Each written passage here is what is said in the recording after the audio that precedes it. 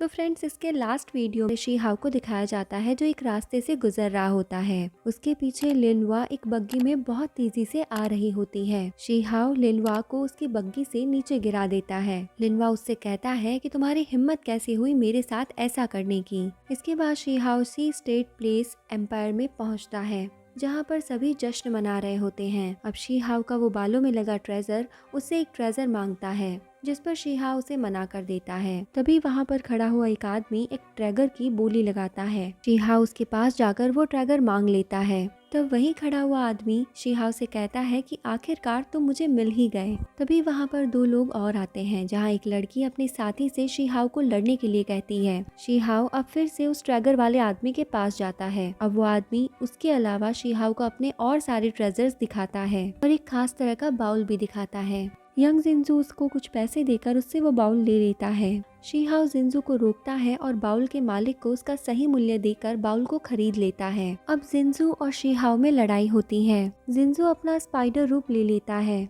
लेकिन इसके बाद भी शी हाउ के सामने वो टिक नहीं पाता। इसके बाद बाउल का मालिक शी हाउ से कहता है कि अब आपको यहाँ से चले जाना चाहिए। अगर आप यहाँ से नहीं गए तो आप यहाँ पर मर सकते हैं। तो शी हाउ कहता है कि नहीं, मैं अपने ग्रैंडपा के बारे में जाने बिना यहाँ से नहीं जाऊंगा। फिर वो आदमी कहता है कि जरूर ये पागल है और फिर वो वहाँ से चला जाता है। उस आदमी के वहाँ से जाते ही शी हाउ के पास में दो लड़कियाँ आती हैं। उन्हीं में से एक लड़की अजीब सी हरकतें करती है और शी हाउ से कहती है कि अगर तुम यहाँ की लड़ाई में जीत जाओगे तो मेरी बहन तुमसे शादी कर लेगी। इसके बाद वो कहती है कि क्या तुम अपने कल्टीवेशन लेवल को नहीं देखना चाहोगे। अब कुछ बातों के बाद उस लड़की की बहन वहाँ से चली जाती है और वो लड़की शी हाउ को यहाँ पर सावधान रहने के लिए कहती है। अब सीन चेंज होता है। यहाँ पर शी हाउ शी से पूछता है कि क्या तुम भी इस बुटियन हॉल का हिस्सा हो, जिस पर शी कहती है कि हाँ, और अगर तुम इसका हिस्सा नहीं हो तो तुम भी इसे ज्वाइन कर सकते हो। लेकिन शी हाउ से मना कर देता है और कहता है कि मैं तो बस इसे देखना चाहता हूँ। तो शी कहती है कि ये सच है कि मैंने इस हेवनली पार्क को खोला है। तो शी हाउ कहता है कि इसका मतलब यही है कि तुमने 10th हेवनली पार्क को खोला है। इसके बाद शी हाउ और शी दोनों में लड़ाई होती है। शी अपनी एंशिएंट इंक रिवर्सल टेक्निक से शी हाउ पर हमला करती है। शी हाउ शी को रोकता है। तभी वहाँ पर खड़ी हुई एक और लड़की शी हाउ से कहती है कि अगर तुम शी को नहीं हरा पाए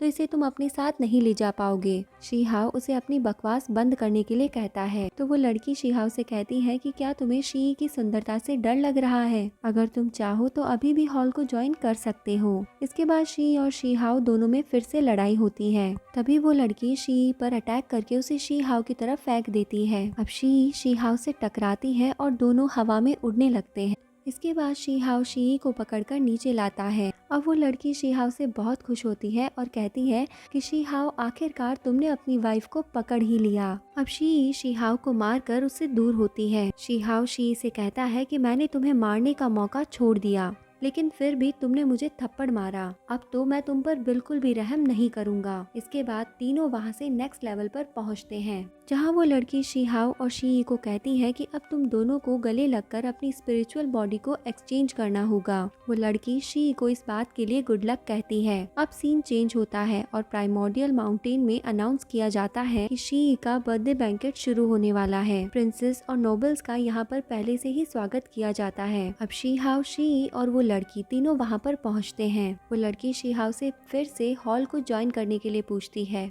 जिस पर शी हाउ उसे मना कर देता है। वो लड़की कहती है कि तुम्हें इतनी जल्दबाजी नहीं करनी चाहिए, क्योंकि बुटियन हॉल एक एंशिएंट ग्रेट हॉल है। तुम नोबल तो नहीं हो, लेकिन तुम एक जीनियस हो। तुम दूसरों से कैसे कम्पीट कर पाओगे? शी उन दोनों को देखकर उन्हें डिसिप्लिन में रहने के लिए कहती है और शी हाउ से कहती है कि क्या तुम्हें बुटियन पवेलियन के ओरिजिन के बारे में कुछ पता है, और उसे बताती है कि बुटियन पवेलियन के एंसेस्टर फाउंडर मेरे डिसिपल हैं। कुछ समय पहले कुछ अनप्लीजेंट चीजों की वजह से वो बुटियन हॉल छोड़कर वहाँ से चले गए थे और वो हमेशा से वापस तो आना ही चाहते हैं। शी हाउ समझ जाता है कि शी गोस्ट ग्रैंडपा की ही बात कर रही है। शी हाउ कहता है कि जब बुटियन पवेलियन खतरे में है तो तुम लोग यहाँ क्यों आई हो? तो शी कहती है कि हमें ये बात बहुत देर से पता चली, लेकिन हम बुटियन पवेलियन को जरूर बचाएंगे, और अगर तुम भी चाहो तो हमारी टीम को ज्वाइन कर सकते हो। ये खुद को बचाने का एक बहुत ही अच्छा तरीका है। अब शी डेजर्ट केओस का नाम लेती है, जिसको सुनकर शी हाउ को भी याद आता है कि बहुत से और लोगों ने उसके बारे में बात की थी। अब शी अंदर चली जाती है। इसके बाद शीहाओ उस लड़की से डेजर्ट क्योस के बारे में पूछता है, तो वो लड़की बताती है कि वो डेजर्ट एक प्रिजन के अलावा कुछ भी नहीं है और बाई चांस तुम्हारी सोच बदल जाए तो तुम मेरे साथ आ सकते हो।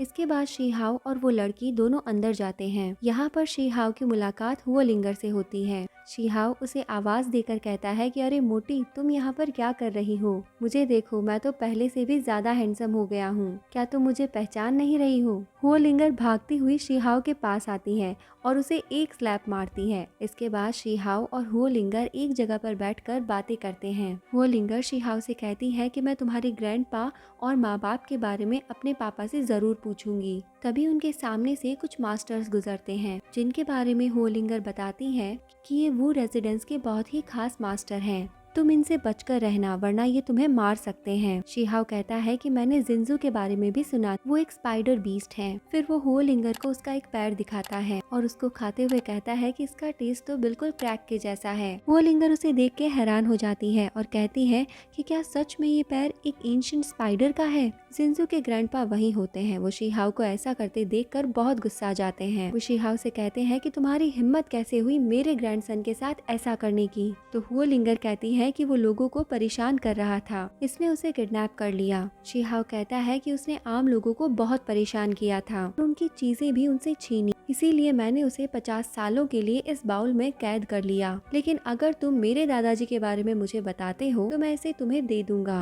तो जिंजू के ग्रैंडपा कहते हैं कि अगर ऐसी ही बात है तो चलो मैं तुम्हें तुम्हारे ग्रैंडपा के पास नर्क में भेज देता हूँ। शीहाओ उससे उसकी बातों का मतलब पूछता है तो वो मास्टर उससे बताता है कि मैंने तुम्हारे ग्रैंडपा को मार दिया। ये सुनते ही शीहाओ को गुस्सा आ जाता है और वो जिंजू को भी मार देता है। इसके बाद मास्टर और शीहाओ में लड़ाई होती है। मास्टर शीहाओ को मारने वाले होते हैं, लेकिन तभी वो सोल पगोड़ा जो शीहाओ के बालों में लगा हुआ ट्रेजर है, वो शीहाओ से बोलता है कि क्या मैं तुम्हारी मदद करूं? तभी वहाँ के बाकी के मास्टर्स भी शीहाओ को मारने के लिए आगे बढ़ते हैं, जिनमें से एक मास्टर कहता है कि इसने मेरे ग्रैंडसन किंग यून को मारा है, इसे तो मैं जिंदा नहीं छोड़ूंगा। तभी एक लड़की वहाँ पर आकर उसे बताती है कि किंग यून ने ही पहले लड़ाई शुरू की थी। किंग यून के ग्रैंडपा कहते हैं कि यहाँ पर लड़कियों को बोलने की अनुमति नहीं है। तभी वहाँ पर एम्परर शी भी आ जाते हैं और कहते हैं कि एक साथ 3 आदमियों को लड़ने की अनुमति नहीं है। अब शीहाओ कहता है कि मैं तो इन दोनों से एक बार में ही लड़ सकता हूँ। तो अब इस लड़ाई में शीहाओ की हार होती है या जीत, यानी ये लड़ाई शीहाओ पर भारी पड़ती है या वैसे ही नॉर्मल जैसे अभी तक सारी चलती आ रही है, ये तो हमें पता चलेगा कल के वीडियो में। तो फ्रेंड्स, आपको एक्सप्लेनेशंस कैसे लग रहे हैं आप हमें कमेंट सेक्शन में कमेंट करके ज़रूर बताएं। साथ ही अगर आपने अभी तक चैनल को सब्सक्राइब नहीं किया है तो जल्दी से चैनल को सब्सक्राइब कर और बेल आइकन को प्रेस करके नोटिफिकेशंस को भी ऑन कर लें, ताकि जब भी नया वीडियो आए आपको सबसे पहले पता चल जाए। तो फ्रेंड्स, चलिए मिलते हैं नेक्स्ट एपिसोड के साथ नेक्स्ट वीडियो में। तब तक के लिए bye bye, take care and thank you.